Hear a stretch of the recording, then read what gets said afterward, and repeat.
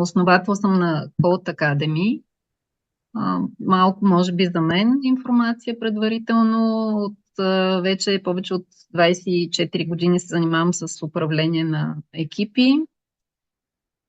По образование съм икономист, маркетинг менеджмент, после управление на финанси и накрая и психолог.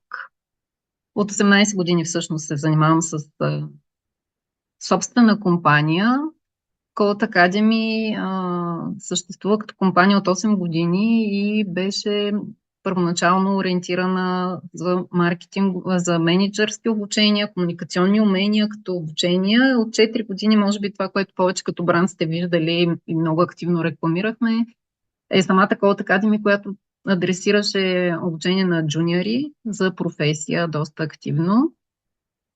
И всъщност на база на целия опит, който имаме до тук и всичко, което виждаме, че се случва на пазара, ние направихме една нова система реално за задържане и работа с екипите, за да може компаниите да са ефективни и да имат мотивирани и добре обучени хора.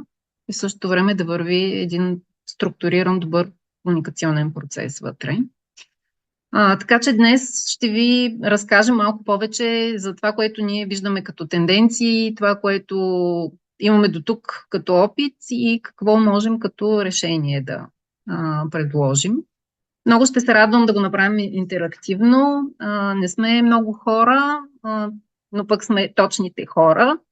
Така че за мен е важно да разбера, преди да започнем, всъщност какви са основните предизвикателства за вас и екипите ви, какво бихте искали да чуете малко повече, да научите малко повече, което би могло да ви е така полезно за изграждане на мотивация в екипите. Може да си включвате микрофоните, може да пишете в чата.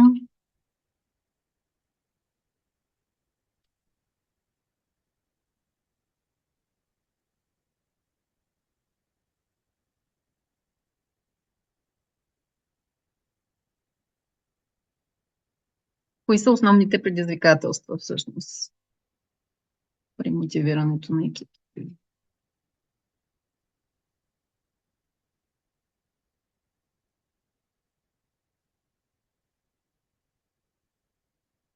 При мулти-екипи.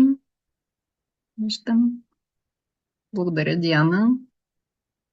При другите?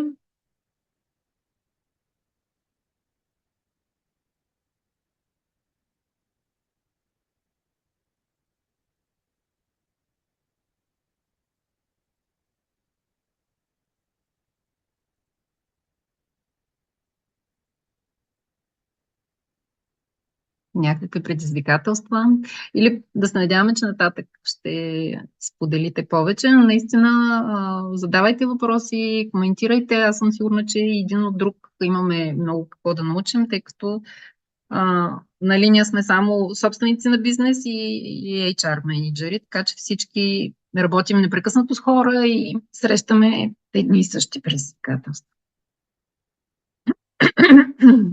За какво днес ще си говорим? Основните тенденции в световен и в наш национален мащаб, какви предизвикателства и всъщност възможности имаме, така че да можем да направим компанията си много по-продуктивна, по-печеливша и работеща самостоятелно. Това е мечтата на всеки предприемач. И всъщност за стратегията, която ние виждаме за изграждане на мотивирани екипи. Според вас, какви са основните причини всъщност за така демотивация на хората и най-ясната демотивация е напускането реално на компаниите? Кои са основните причини за напускане на компания?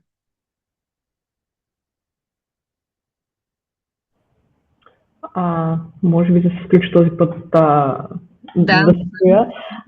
Смятам, че основната причина е когато някой менеджер не може да управлява хората си правилно, да разполага с техните ресурси, да им дава правилните таскове, да определя правилно дедлайн, които им дава и съответно нещо доста често срещано, особено при започване на нова работа, е грешно поставени очаквания. и казвам ти, че ще правиш еди какво си, ама като започнеш ще правиш нещо коренно различно, просто защото голяма част от фирмите нямат ясна представа какво ще прави човекът Хикс, а го назначават просто на една позиция и това води до демотивация както на служителя, така и съответно оставя лошо впечатление за компанията. Mm-hmm. Да, т.е. лошия менеджмент и неясните цели. Липсата на развитие, каза някой в чата също. Мартин, мерси. Неправилното въвеждане от страна на менеджерите.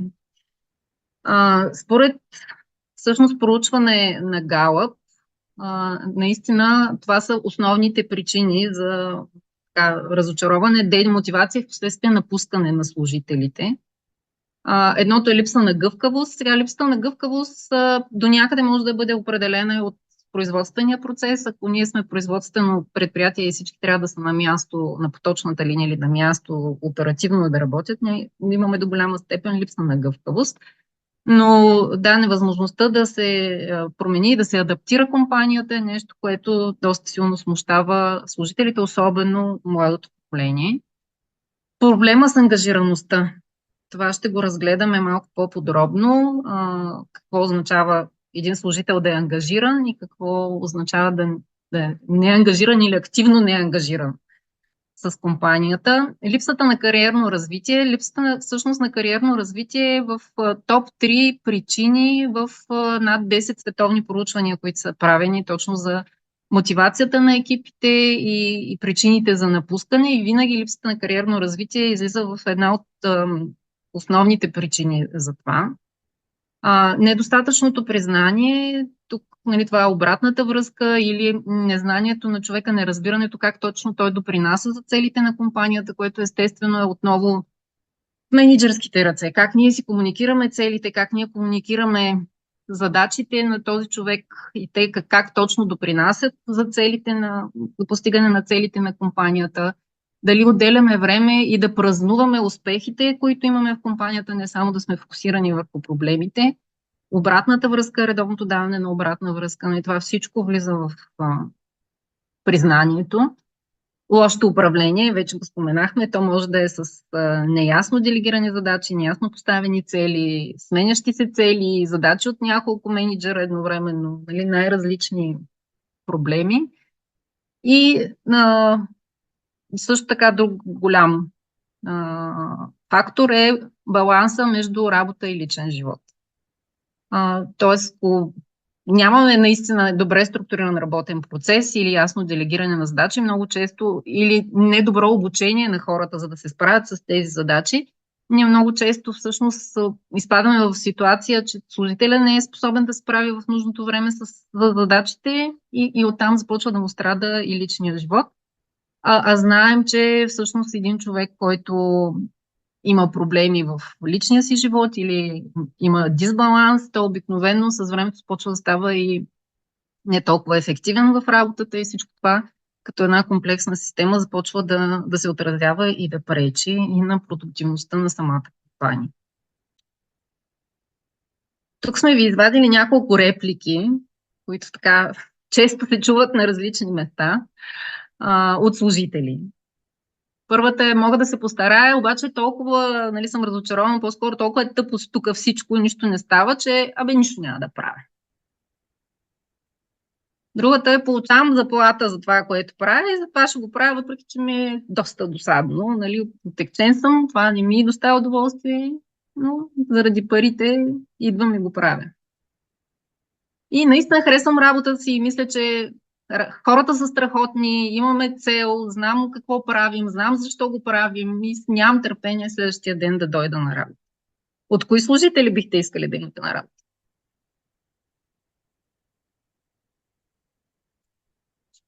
Как виждате вашата компания?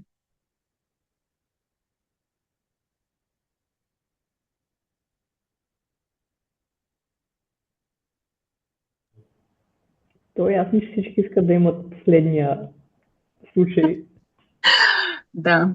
Всъщност това е разликата между нали, тези сложни термини ангажиран, неангажиран и активно неангажиран служител.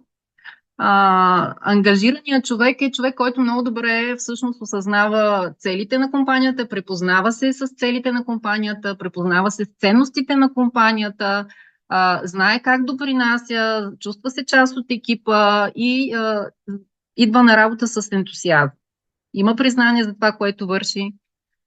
Неангажираният човек служител е човек, който просто, нали, той има едни пари там да взема, те му трябват, но той по никакъв начин няма представа за целите на компанията, нали, какво точно трябва да се случи, не е много заинтригуван, но върши си работата рутинно.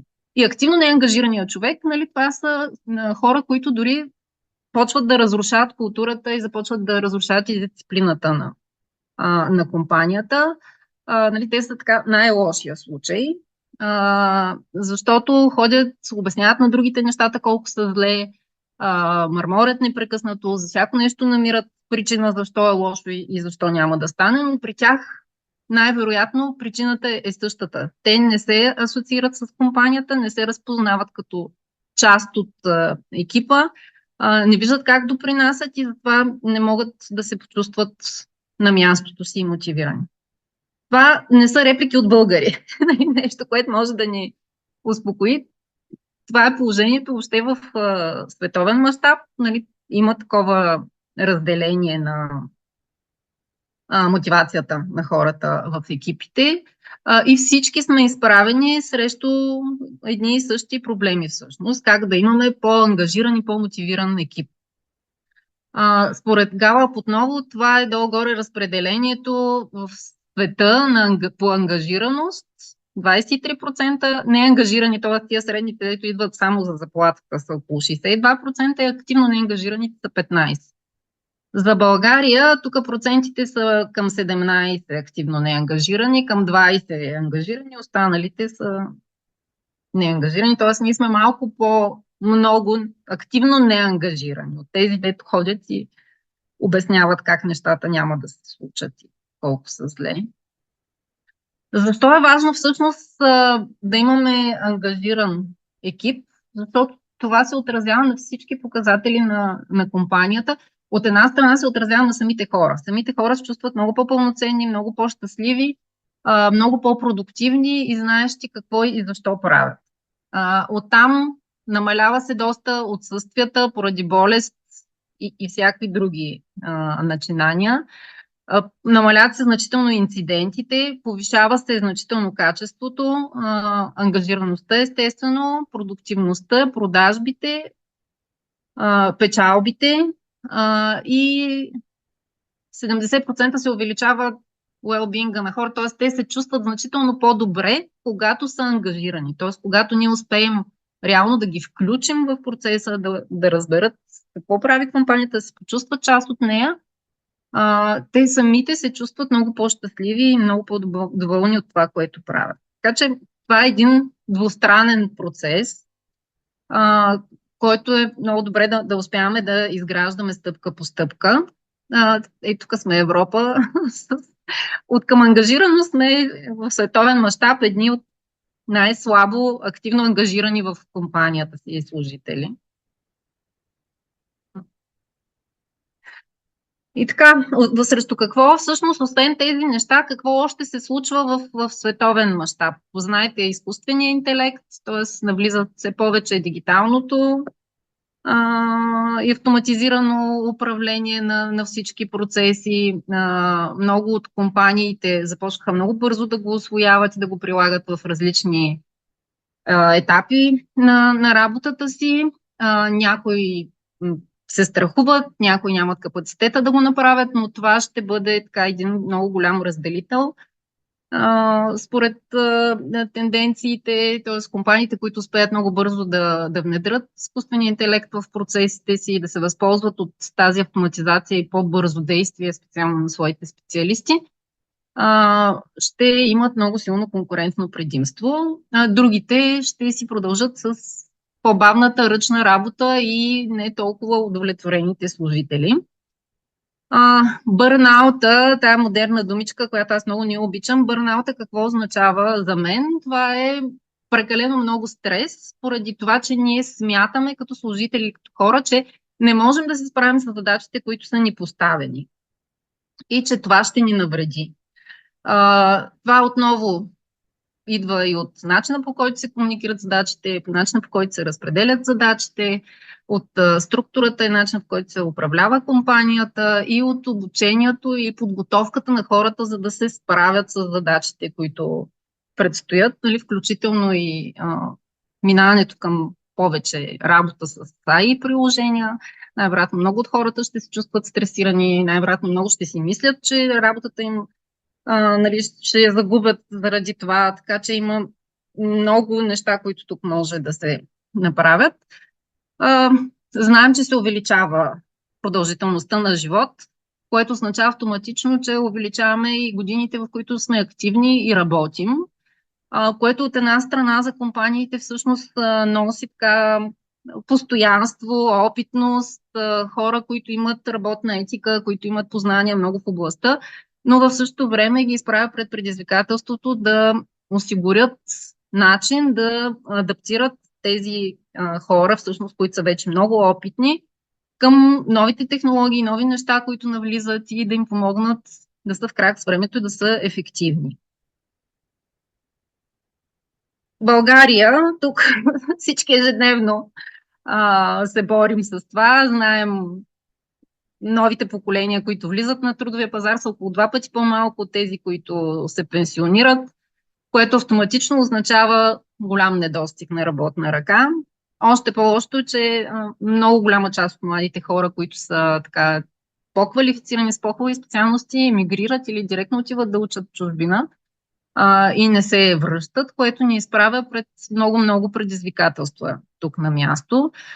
Води и до другото, че хората, които остават обикновено са по-ниско квалифицирани и утежняват веднага, нали, ситуацията и за работодателя, защото той трябва да се грижи и да ги образова, и да ги подготвя, и да ги държи мотивиране. Естествено, това води до по-ниска производителност на труда. Казахме, че сме леко по-неангажирани от останалата част, дори от Европа. Всичко това, понеже сме и непродуктивни, и много често и няма хора, води пък до натварване на хората, които ги има, и работа по-дълги часове, примерно, отколкото трябва. И много често също така е популярно българските компании да спестят от обучение и развитие. И реално ние по този начин си отрязваме възможността наистина да имаме, защото компанията е правят основно хората, и основните идеи, иновативни и познания и развитие могат да дойдат от тях, но по този начин всъщност ние си ограничаваме тази възможност. И още по-сложно става с новите поколения. Те, колко са нови, милениалите вече са 40 годишни, но милениалите и поколението Z, нали, за тях пък работата, баланса между работа и личен живот, възможността за кариерно развитие, по-бързо показване на резултати, интересни проекти, нали, бърза смяна, това е изключително важно и изключително много държат на него и го търсят. Новите поколения, които идват, нали, след тях алфа, те са още напред с това. За тях иновативността, ползването на много технологии, бързата смяна, и това ще бъдат изисквания, които са задължителни. Другото хубаво е, че са склонни да се обучат и да се развиват, но ние пък трябва да им създадем като работодатели среда, в която те могат да усещат това развитие, да имат обучение и да се чувстват съпричастни към компанията и да откриват своето място в компанията. Добре сътрудничат, много комуникират, много държат на бърза обратна връзка. Вие знаете, Фейсбук, социалните мрежи, нали, там веднага има емотинки, палци, усмивки, сърчица. За съжаление, на работа се очаква да правим същото като менеджери. Нали, каже нещо човека, поколението Z, ние трябва да реагираме, защото той иначе почва да се чувства ние какво правим, нали, какво стана, аз не знам справил ли съм се, не съм ли се справил, и започва да се напряга. И да, много обичат да са мобилни, много обичат да работят по определени проекти, нали, съвсем друг подход към работната среда и към начина, по който се изграждат взаимоотношения с работодател-служител. И за да не изглежда така, всъщност, нашите служители силно мотивирани да стигнат до работното си място. Какви са основните решения, които имаме и които можем така да правим ефективно? А, едното е да търсим кадри от чужбина. И тук може да си внасяме индийци, филипинци, различни хора. Знаете, освен административните изисквания, има и доста културни различия, така че трябва много добра подготовка за справяне с комуникационните различия, културните различия, начинът по който въобще възприемат света и се държат. По същия начин и изнасянето на дейности. Има, нали, доста по-евтини дестинации. Много голяма част от дейностите могат да бъдат отделени, но сме в същата ситуация, в която трябва да внимаваме за културните различия и начинът по който се прави бизнес. Корпоративната култура, това е нещо, което ние като менеджери всъщност можем да внимаваме и да се подсигурим, че е правилно комуникирана, че имаме ясна мисия защо съществува компанията, кои са ценностите на компанията, имаме ясни цели, които сме поставили пред компанията и че те са добре комуникирани към екипите и ние ги живеем. Не са просто едни фрази, които сме сложили на стената. Ние сме иновативни, ние сме кооперативни и ние много ценим личното пространство на човека. Ами това са неща, които ние наистина правим. Тоест, когато кажем, ние сме много иновативни, да, ние отделяме примерно всеки месец по един ден, в който служителите работят за нови идеи. Или търсим служители, които много четат и много се интересуват от нови неща. Но ние си избираме такива хора, които всъщност отговарят на нашите ценности, отговарят на целта на нашия бизнес.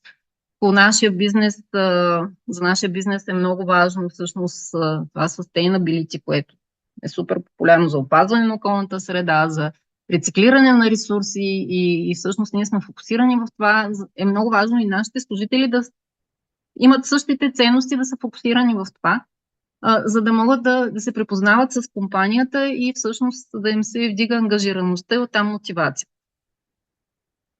Другите стратегии, въвеждане на нови технологии, автоматизация, казахме в момента просто има тотална смяна на начина по който се работи и сме в момента, в който наистина може да се огледаме и да започнем да правим неща, които много да ни помогнат и да дръпнем напред.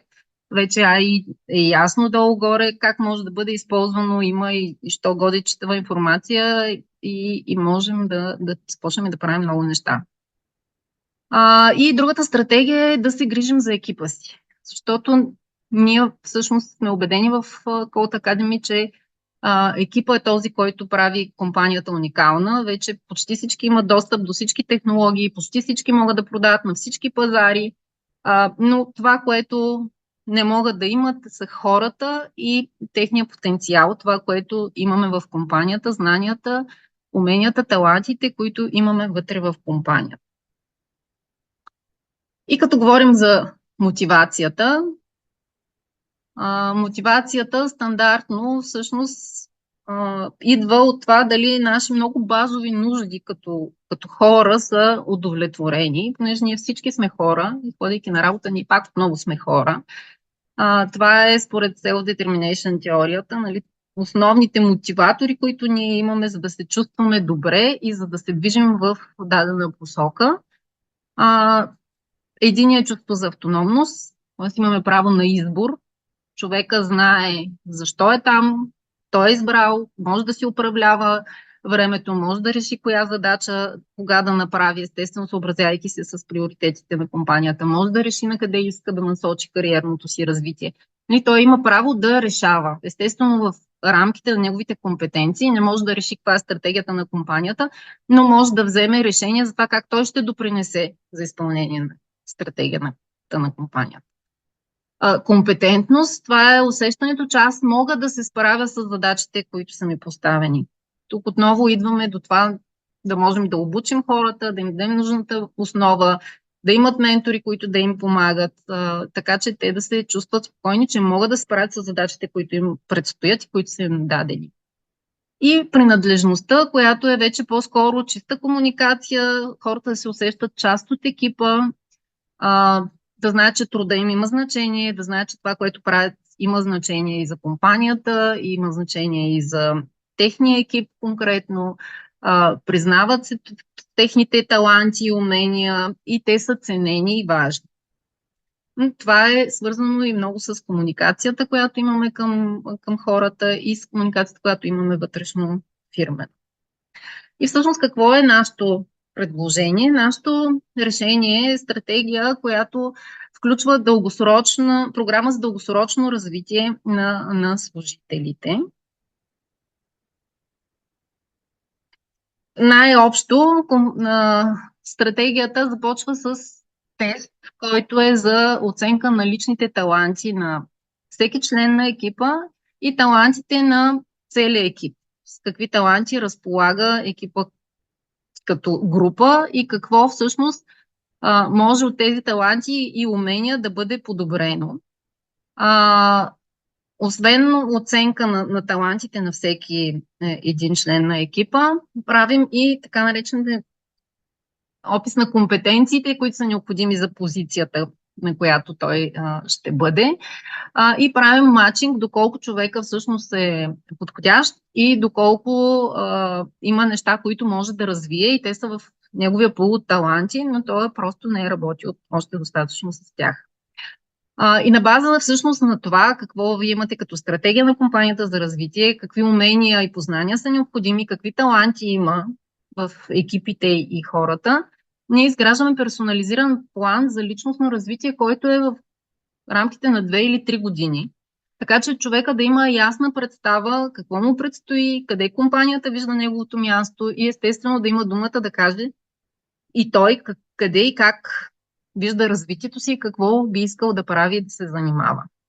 И освен всичко това, има и 360 градусова обратна връзка за развитието си, дали това, което той е набелязал като умения и поведения, върху които иска да работи, имат резултат, като тази 360 градусова обратна връзка е към всички, с които реално той работи в компанията и извън компанията.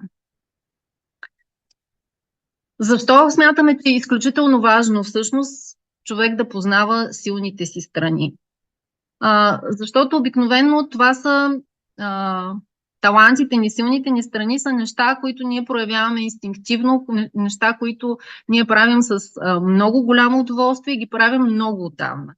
Когато правим дейност, извършваме дейност, която е в нашите таланти, в нашите силни страни, ние се чувстваме като себе си.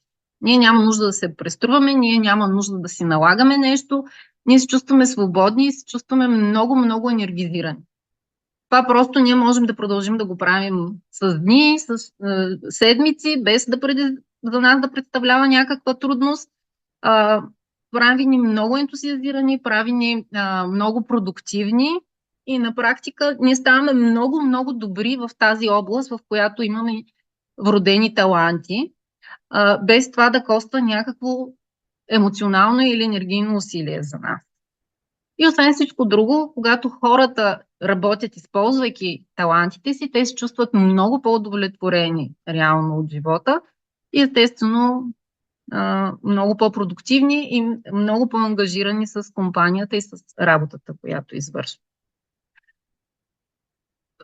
Могат да са най-различни силните страни. Хубавото е в екипите реално да имаме букет от хора с различни таланти, така че да могат екипите да са наистина продуктивни и да разполагаме с всичко, което е необходимо, за да могат те да работят заедно и да разчитат един на друг.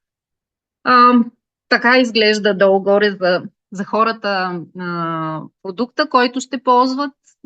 Ние правим достъп за всяка компания, всеки от членовете на екипите прави собствен тест, собствена оценка за талантите си, собствена съпоставка с компетенциите, които трябва да знае, на база на която всъщност после правим и кариерното му развитие. И така изглежда и за менеджера или за човека от компанията, пък опис за всеки един от служителите, кои са много силните му страни, кои са не до там, но все пак силни страни, кои може би въобще не трябва да пипате и да натискате, защото там човека и да го развивате, просто ще капе енергия. Не знам дали знаете какъв процент от хората, които вече работят реално, имат представа за талантите си. И реално фокуса им е върху така подобряване и работа върху талантите. Можете ли да предположите?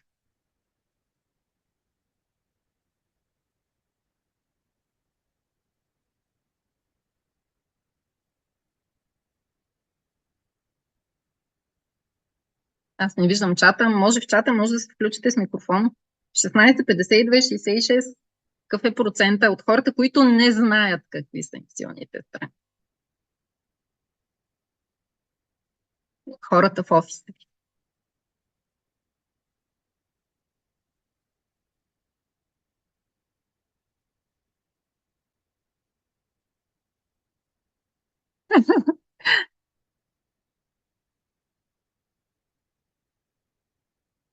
Да. Над 66% от хората наистина не знаят кои са им силните страни. И това до какво води? Обикновено, когато ние искаме да се подобрим в нещо, ние какво правим? Ние казваме, аз съм много зле с, да речем, с Excel. И ще седна и ще стана факир на Excel, нали? Защото трябва да съм много добър. Да, но нали, когато на нас не ни идва отвътре, ни е призвание да сме добри с администрацията или с детайлите, или с тези неща, които изискват много внимание, много подробно разглеждане. Сме много добри в комуникацията и работата с хора. Всъщност това е загуба на ресурс. Защото ние ще станем много малко по-добри, подобрявайки слабите си страни, но ще изразходим много енергия, много а, а, усилия и доста негативни емоции, защото за нас това никога няма да стане удоволствие и никога ние няма да бъдем супер добри в него. Но ако се фокусираме върху това да се подобрим силните страни и талантите и да сме още по-добри в работата с хора и още по-инновативни в това, което правим, тогава всъщност ще постигнем много по-добри резултати и ще си подобрим представянето в пъти. И затова и за компаниите всъщност е много важно да умеят да откриват талантите на своите хора и да умеят да ги стимулират и да ги обучават в тази насока. Това са стъпките, по които всъщност протича имплементирането на такава програма. Първо правим една discovery фаза, на която имаме срещи, уточняваме какви са целите, какви са стратегиите за развитие, какви са резултатите, които искаме да постигнем, какви са основните послания, които трябва да дадем на екипа, естествено ценностите на компанията. След това правим екипна и индивидуална оценка на талантите и на уменията. Имаме индивидуални срещи с менеджера на екипа и с самия служител, на база на които всъщност правим и целите на компанията, правим вече индивидуалната програма, която е за конкретния човек. И през цялото време той си има опция за искане на обратна връзка, която е 360 градусова обратна връзка от всички, с които работи, включително клиенти и хора, които са извън организация. Как протича самото обучение в последствие, вече когато има програма? Имаме веднъж месечно групова среща с лектор по дадената тема, след което участниците получават малки задачи, които са свързани с темата. Например, ако имаме комуникационни умения, с този месец преди следващата среща те ще имат първа задача емоцията, с която говориш, тона, с който говориш, втора задача, думите, които си подбрал, през кой канал, примерно, говориш, кой е получателя на съобщението, какво искаш да получиш, да предадеш като съобщение, да получиш като резултат. И всеки път те се фокусират и внимават върху едно определено нещо. Естествено, получават после видео с теорията, имат това, което е по-различно е всъщност, че ние ги обединяваме в малки групи, защото групата за обучение е обикновено между 6 и 12 човека и ги разделяме в съпортна група, в която да си споделят и да работят заедно между 3 и 4 човека и си имат и accountability buddy, т.е. човек, с който се следят дали си правят домашните. Защо сме се спряли на този вариант? Защото това, което сме установили е, че за промяна на навиците и за промяна на начина, по който работим и това, което правим, е необходимо много фокусирано усилие в дълъг период от време. Обикновено казва 21 дена, но той може да е дори повече от 21 дена. Зависи колко сме фокусирани, колко често правим даденото действие, но целта е всъщност да имаме тази несъзнателна компетентност, т.е.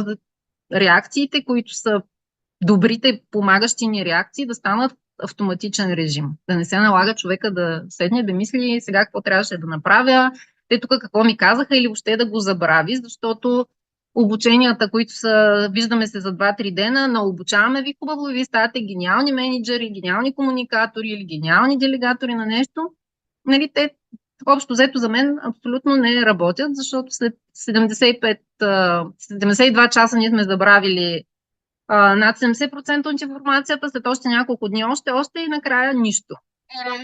Каквото вкараме в употреба, това остава въобще. И затова сме структурирали обученията така, че да може да знанията, които придобиват, да могат да ги вкарат в ежедневна употреба и те да останат с тях. Казахме това, което ще добиете, всъщност се представа не само какви са хората индивидуално и какви са техните лични таланти, а какви са талантите на екипа. Защото в един екип обикновено какво се случва? Подбира го един човек или двама човека и това е менеджера на екипа. Той обикновено си избира какво? Хора като себе си или хора, с които му е много лесно да работи. И резултата какъв е? Ние в екипа имаме хора, които са с един и същ талант. Примерно имаме много добри анализатори, имаме хора, които много добре боравят с данни, които много добре проучват, или имаме хора, които са супер енергични, супер ентусиазирани, много добре комуникират, обаче когато някой трябва да свърши наистина работата, да влезе в детайл, няма кой да го. И по този начин се получават дупки в екипа, защото ние имаме нужда от всичко. Реално имаме нужда от хора, които са много добри в детайла, имаме хора, които са с критично мислене, имаме нужда от хора, които умеят да комуникират новите идеи, от хора, които умеят да измислят новите идеи, така че да имаме един много ефективен екип, който да се научи да работи заедно и заедно да върви напред. Казахме вече на базата на това, което реално правим като оценка и анализ от една страна на талантите и от друга страна на компетенциите, които са необходими за екипа или за позицията, в която е човека, изготвяме вече индивидуален план за развитие. Много важно е тук също, особено за технологичните компании, много често това, което виждаме, най-добрият технически човек, понеже нямаме идея какво да му предложим или няма такава стъпка в компанията за кариерно развитие, му казваме, че ще бъдеш менеджер. Обаче този човек може въобще да не е добър с хора. Много често той въобще няма талант да работи с хора. Той е много добър в аналитичното мислене, той е много добър в това да е последователен, много добър да види голямата картина, но не толкова добър да разбере емоционалното състояние, примерно, на даден човек или как да въздейства на мотивацията. И правим го менеджер този човек. Какво става? Губим си най-добри инженери, си губим екипа и менеджера, защото този човек не се чувства добре в позицията на менеджер, не може да се справи и в същото време няма време да работи и да е най-добрият инженер в екипа. Или гледа да направи и двете и бърнаутва и после имаме друг проблем. Така че едно такова планиране и анализ реално на какво ни е нужно, къде иска да ходи човека, какви са неговите наистина таланти, на които да наблегне, защото той може и да е решил, че иска да е менеджер, но да няма такъв талант и вече зависи от умението ни да го убедим. Ни помага да изградим наистина кариерен път, кариерно развитие за екипа си, които да са ефективни и за тях, и за компанията. От друга страна, когато човека вижда ангажираност от компанията, вижда отношение от компанията, ясно комуникираме целите, които имаме за него и за компанията за следващите години за развитие, той се чувства много по-ангажиран, много по-сигурен, много по-стабилен в тази компания, вижда отношение и връща отношение. По същия начин и тези, за които говорихме, поколението Z, милениалите, които обичат да сменят често работа, те може да сменят често работа, но в компанията. Просто трябва да намерим начин да ги заинтригуваме, така че да запазим компетенциите, знанията, които те вече имат за нашия продукт, за нашия процес и да ги използваме в друга сфера. Така, реално ние намаляваме много и разхода за обучение на изцяло нови хора и губим този теч на непрекъснато на знания, които излизат от компанията, отиват някъде другаде. И това са примерни теми. Ние сме ги разделили условно на професионални и личностни, защото смятаме, че за всеки човек трябва да се грижим не само за нещата, които прави на работа, и за това как се чувства и как успява всъщност да балансира и да бъде пълноценен във всяка сфера на живота си. Имаме комуникационни умения, емоционална интелигентност, които за нас са задължителни като модули, с които да стартира обучението. Комуникационните умения, знаете, те са нещо, и с тях се раждаме, обикновено чуваме, ние сега можем да комуникираме, нали, от бебета комуникираме, но това, което виждаме в практиката е обикновено в големите противоречия, големите конфликти в екипите или между екипите. В основата им седят не до там добри комуникационни умения.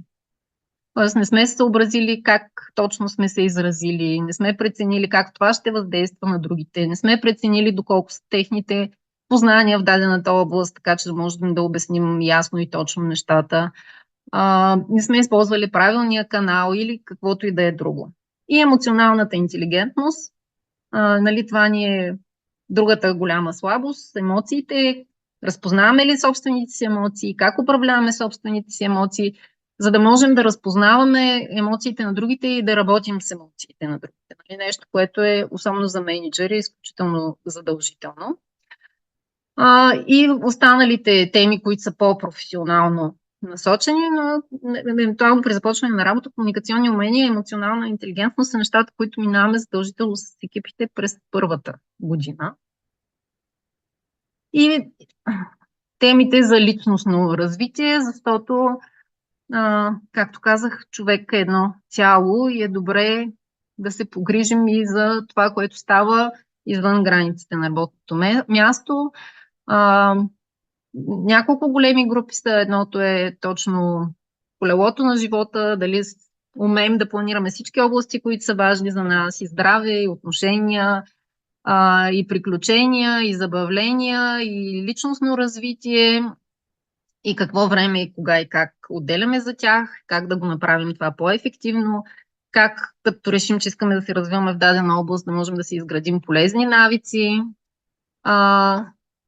Повече mindfulness има насока, нали, кой съм аз, как да контролирам емоциите си, как да бъда полезен за себе си, междуличностни отношения, защото отношенията всъщност и в семейството, как изграждам взаимоотношения, са изключително важни за това ние да се чувстваме добре и да се чувстваме балансирани, да се чувстваме на мястото си.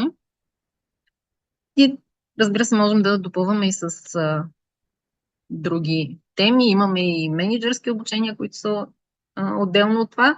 Това е един примерен план, как би изглеждало обучение за екипа за няколко години.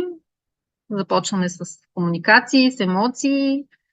Може след това човека вече да си избира дали стреса, дали нещо друго, като тема, която му е интересна и го интересува и може да му помогне за развитието. Както казах, през самата система има възможност да си изпрати всеки един запитване за обратна връзка. Аз в момента работя за това умение или поведение. Оценяваш ли промяна в мен, нали, как се справям? И хубавото е, че това не зависи вече само от прекия ръководител или от хората в екипа, но може да попита и клиентите, и доставчици, и въобще други отдели, с които работи. И какво е всъщност нашето предложение? Работим на абонаментен принцип, като имаме абонамент на служител на месец. Абонаментът е 35 евро всеки месец и включва реално 6 групови сесии с коуч, което е с 6 кредита. Работим в групи между 6 и 12 човека. Както казах, има допълнително онлайн достъп до видеа, уроци и различни задачи. И имаме първоначално всъщност срещи с всеки служител и с неговия менеджер, които са свързани с изготвяне на личния кариерен план, които са с отделна стойност от 100 евро. И нашето всъщност обещание е, че ако не виждате стойност от програмата, може да прекратите договора по всяко време. Ние сме убедени, че ако започнем да работим заедно, ще видите бързо промяна в екипа и в мотивацията на хората, които имат. И нашето предложение към вас е на този QR код, го сканирате, може всъщност да запишете среща, на която вече да видим личните очаквания, предпочитания на всеки един от екипите. И ако имате интерес към продукта, можем всъщност да направим тест драйв, като минем през тестовете, изготвянето на този списък с компетенции и примерен план за развитие за един или двама човека.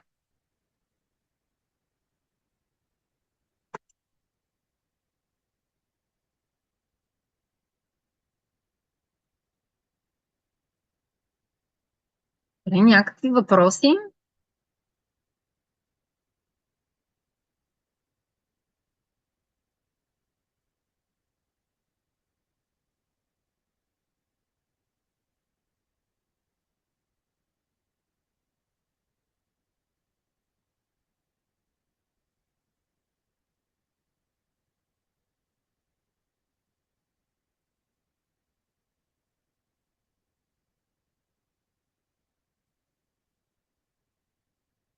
Въпроси, коментари понеже имаше за мобилните екипи отдалечената работа.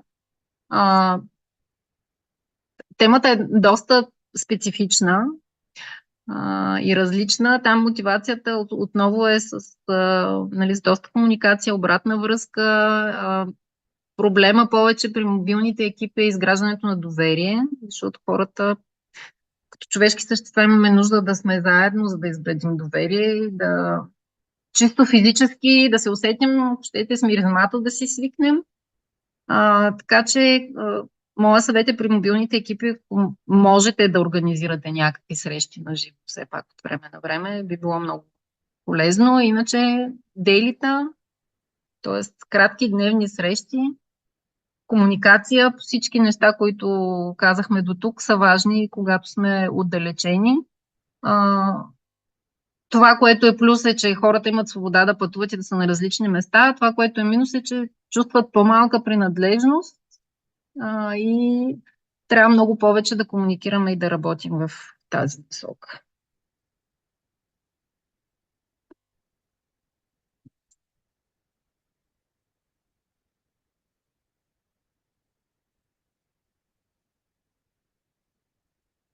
Предлагам да приключим срещата. Ще ви изпратим допълнително и линка пак за букване на среща. И се надявам да се видим с всеки от вас по-отделно. Аз също бих искала да добавя, тъй като доста от участниците се включиха по средата на вебинара.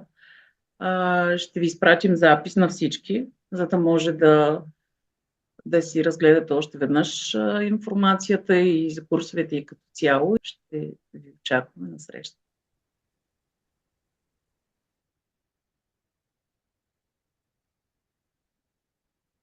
Благодарим ви и приятен ден!